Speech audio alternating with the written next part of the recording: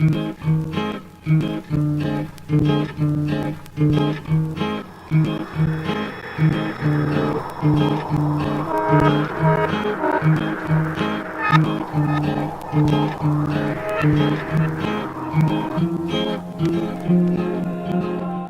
Torre de la Unión General de Inversores, o Torre UGI, ubicada en la esquina de la calle 40 con carrera 13 en Bogotá, es un caso particular de promoción, construcción y diseño de un edificio alto en concreto en una ciudad que contaba con una economía dinámica y un gran interés por la innovación. En el año 1971, el arquitecto Hernando Vargas Rubiano, quien fue de los primeros arquitectos en graduarse en la Facultad de Arquitectura de la Universidad Nacional y que contó con profesores de la talla de Karl Brunner, Leopoldo Rotter y Gabriel Serrano, fue visitado por el dueño de un lote para proponerle el desarrollo de un proyecto inmobiliario en este lugar. Para dar vida al proyecto, el arquitecto Vargas armó un equipo de inversores que iban a participar en el desarrollo del proyecto, que contaba entre otros con el ingeniero estructural Guillermo González Zuleta, que junto con Domenico Parma fue de los ingenieros más destacados del país durante las décadas de los 50 a los 80, participando en proyectos como el Estadio de Béisbol de Cartagena, el Estadio Pascual Guerrero de Cali y la Capilla del Gimnasio Moderno de Bogotá, entre otros.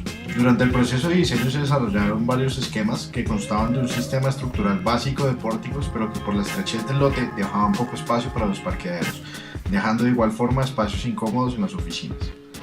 Después de varios ensayos, se decidió usar una estructura con apoyo central, como la que Vargas y González Zuleta ya habían utilizado en el edificio del Banco Ganadero, lo que permitió construir un edificio de 22 pisos repartidos en 19 pisos tipo de 450 metros cuadrados de área útil, 800 metros cuadrados de comercio en una plataforma de primer piso y 2 sótanos de parqueadero. Todo esto organizado de forma coherente alrededor del núcleo estructural, lo cual permite una adecuada distribución de los espacios. Este sistema estructural es sin duda alguna la característica principal del proyecto y el tema principal de este análisis. Durante un viaje a Europa, los arquitectos tuvieron la oportunidad de conocer un proyecto donde se construía el edificio de arriba hacia abajo usando el núcleo central como su apoyo y dejando las losas en voladizo apoyadas sobre este. Es así como el arquitecto Hernando Vargas decide emplear este sistema constructivo a pesar de encontrarse con la negativa de varios ingenieros estructurales hasta que consultaron a Guillermo González Zuleta, quien dio el visto bueno. La estructura consta de un núcleo estructural donde se apoya toda la edificación. Esta gran columna de concreto se apoya en 12 pilotes de 28 metros de profundidad que fueron excavados manualmente. Esto se encargó de recibir las cargas estáticas transmitidas por el edificio. Además, para soportar un eventual sismo, se colocaron 4 pilotes más en los extremos del edificio, todos conectados entre sí a través de una viga de amarre capaz de soportar asentamientos diferenciales. En un lapso de 30 días y con la ayuda de una formaleta deslizante, se logró construir el gran núcleo portante. Este núcleo quedó con un grosor de 35 o 50 centímetros dependiendo de la cara y una altura de 75 metros. Como esto formaría una estructura muy robusta y pesada, en su construcción se dejaron unas aberturas que inician en el segundo piso e incrementan a medida que va aumentando la altura. Estos aligerarían la estructura y bajarían el centro de gravedad en caso de un sismo. En el piso 22 de la edificación se construyó una viga cajón metálica, de altura variable teniendo 2 metros en el núcleo y 1,20 en su exterior. Estos espacios vacíos que generó la viga cajón del último piso se aprovecharon para la subestación eléctrica y el almacén de herramientas y de materiales. De esta viga cajón se desprenden tensores que van anclados a las vigas principales de las losas típicas de cada piso. Este conjunto de vigas de concreto puestas a través de los pases de los muros soporta la viguetería prefabricada, diseñada para un fácil manejo y rápida colocación. Alrededor del núcleo central se formaron anillos de vigas postensadas que mejoran las condiciones resistentes del elemento vertical y de la viga en el piso.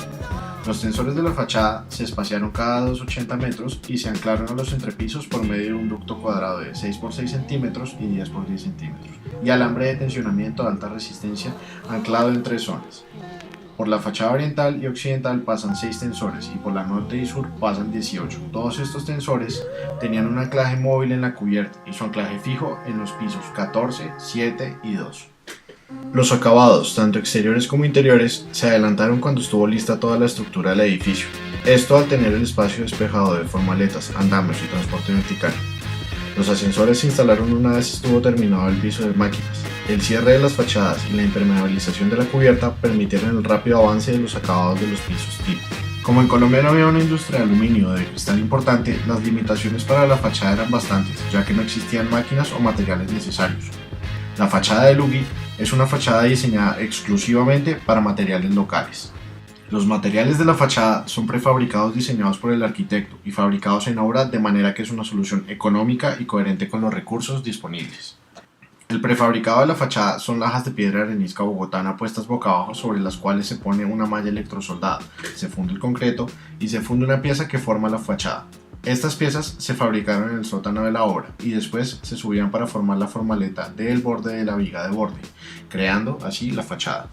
La fachada cuenta con una ventana corrida que permite grandes visuales sobre la ciudad. Los tensores de la estructura son disimulados dentro de la marquetería de esta ventana. Para ser coherentes con el sistema constructivo, el suministro y evacuación de servicios se ubicaron en el núcleo para ser centralizados y evitar recorridos horizontales innecesarios de las tuberías. De esta forma, servicios como baños y ascensores se ubican en el interior del núcleo, haciendo de esta la zona exclusiva de servicios junto con las circulaciones verticales. Esto a su vez permite que el exterior del núcleo sea usado exclusivamente como área útil de oficinas. Pues en el paso a paso hubo que diseñar no solamente el edificio final y los detalles constructivos, por ejemplo, de sus fachadas o de sus cubiertas, sino sobre todo el cómo es que yo me voy moviendo, cómo hago cada cosa. El tipo estructural adoptado impuso un orden riguroso en las etapas iniciales de la construcción: cimentación, núcleo central, estructura cubierta y pisos típicos. Para la cimentación se excavó manualmente hasta una profundidad de 28 metros. Las cargas totales del edificio se transmiten al terreno sobre una área concentrada que requirió un conjunto sencillo de elementos de cimentación. 12 pilotes principales bajo la cortina estructural para recibir la carga estática del edificio y 4 más exteriores para trabajo antisísmico. Los 12 pilotes principales están amarrados con vigas de concreto capaces de soportar asentamientos diferenciales. El amarre del sistema antisísmico a la cimentación del núcleo se hizo cuando ésta había alcanzado la fatiga y el asentamiento previstos, lo que impide hacerlo trabajar soportando cargas verticales estáticas.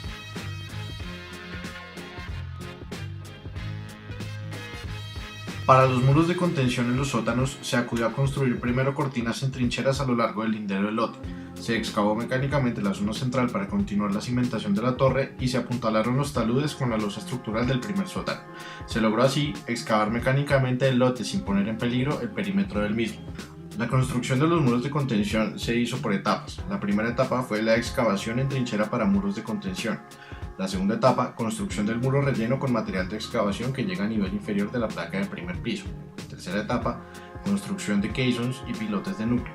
La cuarta etapa, construcción de zapatas y columnas interiores, parte de vigas y losas del segundo sótano.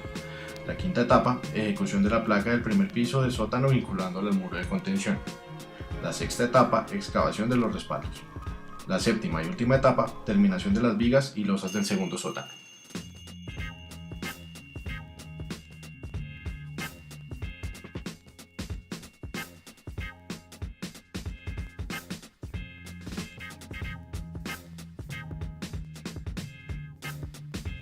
La carga de la torre se transmite a la cimentación por medio de un núcleo de concreto reforzado. Este núcleo está construido por una cortina estructural cuyo perímetro forma una figura geométrica cerrada que en sus caras occidental y oriental tiene un espesor de 35 centímetros y en las caras norte y sur 50 centímetros de espesor. En ella se dejaron vanos para las puertas de cada piso y para pasar las vigas portantes. La cortina incluyó también las platinas para el anclaje de la estructura, del ascensor y de la escalera. Con el doble propósito de bajar el centro de gravedad del conjunto y de disminuir la cantidad de concreto a vaciar en el núcleo, se dejaron vacíos internos aligerantes que comienzan en el segundo piso y van aumentando a medida que se gana altura. Se logró además una sección externa constante que facilitó la utilización de una formaleta deslizante para un proceso continuo de vaciado desde el segundo sótano a todo lo alto de la cubierta. Para lograr esto, se utilizó una formaleta de 1.20 metros de altura ligada a una plataforma interior, conjunto que ascendía por medio de 34 gatos mecánicos operados manualmente. Esta operación duró 30 días. Sobre la plataforma interior operaba el personal encargado del concreto, el hierro y de los equipos, tarea complementada por las cuadrillas ubicadas en los andamios externos encargadas de pulir y acabar las superficies. Simultáneamente, con el deslizado de la formaleta se instalaba la escalera, cuyo proceso ascendente se utilizó para el acceso del personal a la plataforma interior deslizante. Para la construcción del núcleo, fueron necesarios 45 obreros en plataformas con diferentes especialidades, más 15 obreros en el patio del sótano, durante turnos de 12 horas.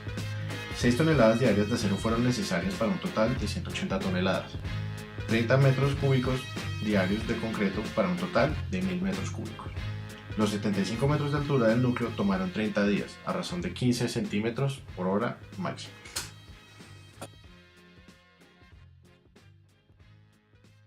Una vez terminado el núcleo central, se montó trabajando sobre la plataforma la estructura de cabeza compuesta por vigas de cajón metálicas diseñadas para instalar posteriormente los cables de tensionamiento encargados de soportar las cargas finales del edificio ocupado. Esta cubierta soporta una parte proporcionalmente menor de la carga total de cada piso y en consecuencia resulta económica y de rápida instalación.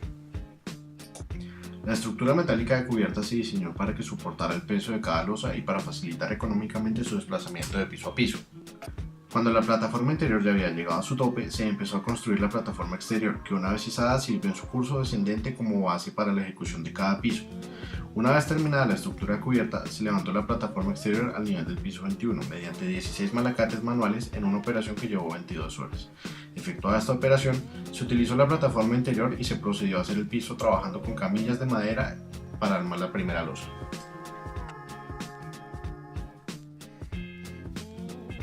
De las vigas cajón metálicas del último piso se desprenden tensores que van anclados a las vigas principales de las losas típicas de cada piso. Este conjunto de vigas de concreto puestas a través de los pases de los muros soporta la vigatería prefabricada, diseñada para un fácil manejo y rápida colocación. De esta forma y de manera descendente se van construyendo uno por uno los pisos correspondientes a las oficinas de la torre UGI. La construcción de cada losa típica requirió de las siguientes operaciones: movimiento de la plataforma de nivelación de contraflechas, encorazar y encuñar la plataforma exterior e interior, armar el refuerzo y los cables de las vigas principales, colocar los testeros y los prefabricados de fachada que a la vez sirvieran como testeros de la viga de borde, vaciar las vigas principales, remover los testeros laterales y colocar las viguetas y las plaquetas prefabricadas, tensionar los cables y finalmente descimbrar el conjunto. Este mismo proceso se repitió a lo largo de los 19 pisos de oficinas. Los tensores de fachada se espaciaron cada 2.80 metros y se anclaron a los entrepisos mediante un ducto cuadrado de mayor sección a través del cual se mueve viga y tensor, para ajustar la posición del entrepiso una vez descimbrado. El tensor está constituido por un ducto cuadrado y alambrones de tensionamiento de alta resistencia, anclados en 3 zonas de 7 pisos cada uno. Una vez terminado el tensionamiento, se hizo la inyección de mortero y al dar por concluida esta etapa, cuando la ejecución de las losas de los pisos inferiores avanzaba, se procedió a reforzar con concreto las vigas cajón de la cubierta y al tensionamiento de los respectivos cables. Otro aspecto que vale la pena resaltar es que los tensores evitan que las vigas trabajen en voladizo completamente. Esto es importante ya que reduce el uso de hierro y por ende el costo.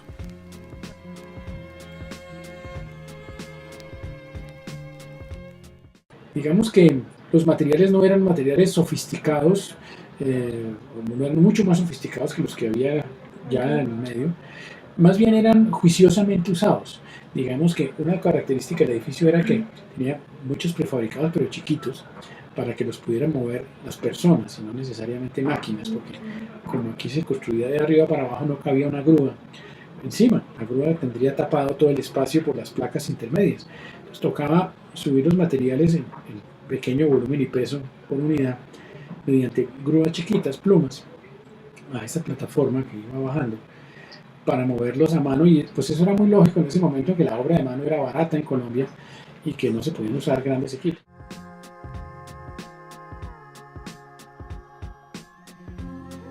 Este tipo de sistema estructural de apoyo central tiene varias ventajas arquitectónicas, constructivas y estructurales.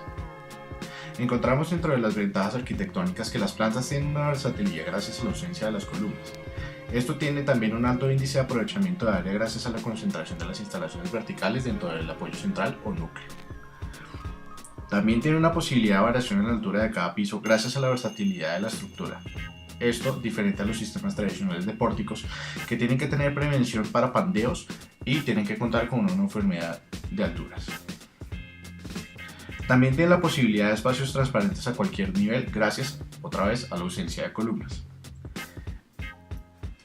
En cuanto a las ventajas constructivas, encontramos que hay una mayor rapidez en la construcción por la posibilidad de trabajar en muchos frentes simultáneamente.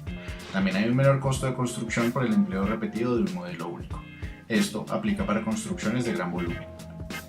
Gracias a la imposición de un ciclo mínimo para la ejecución por piso, se cuenta con un índice de rapidez superior al de una obra tradicional. En cuanto a las ventajas estructurales, encontramos que hay secciones menores en los elementos verticales a tensión, secciones menores y peso reducido por el sistema de apoyo único, sección adecuada contra movimientos sísmicos al concentrar el apoyo de todo el edificio en un perímetro único y cimentación de perímetro reducido. Lamentablemente, este tipo de estructuras y secuencia constructiva de claras ventajas no ha sido suficientemente divulgados. Existe una barrera a este tipo de innovaciones en la costumbre o inercia de diseñar y construir las mismas formas habituales, sin analizar críticamente la lógica estructural y constructiva que comprueba muchos campos de mejoras a partir de innovaciones radicales o incrementales. Detrás de esta rutina está el hábito de separar arquitectura e ingeniería, proyecto de construcción, realizadores de proveedores, diseño de obra y trabajar en compartimientos separados los componentes, sin noción integral de la obra.